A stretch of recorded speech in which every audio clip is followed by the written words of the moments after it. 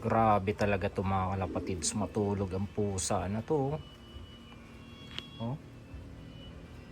Ang lupit matulog mga kalapatids, nakatiyaya pa.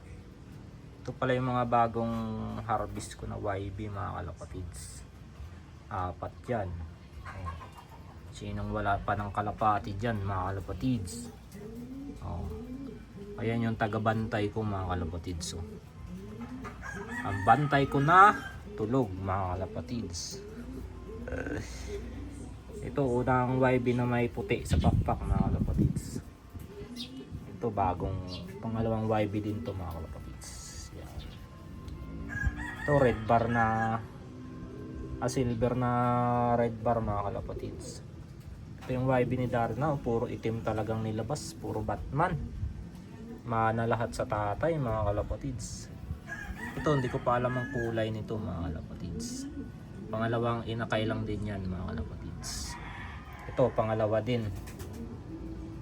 Ito mga pang 5 pa inakay ko na to mga kalapatids. Ito medyo madami-dami na, pang 6 siguro.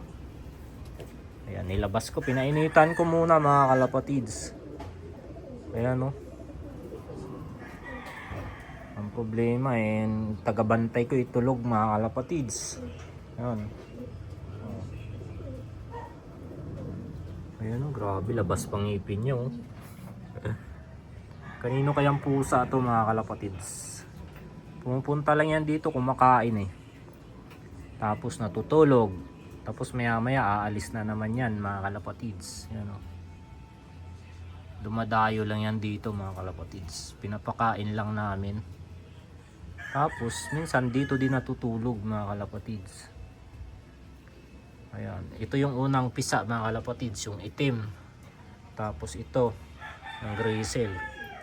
Tapos ito yung parang may paningit na puti. Yun ang panghuli mga kalapatids. Wala pang sing-sing yan. Ito lahat may sing-sing na to mga kalapatids. Ito may sing-sing na to, ito meron. Ayan, iba-ibang kulay mga kalapatids.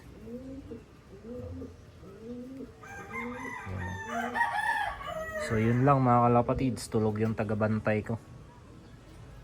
Binabantayan ko din mga kalapatids, baka mamaya pag talikod ko kulang na ng isa mga kalapatids. Ayan, no?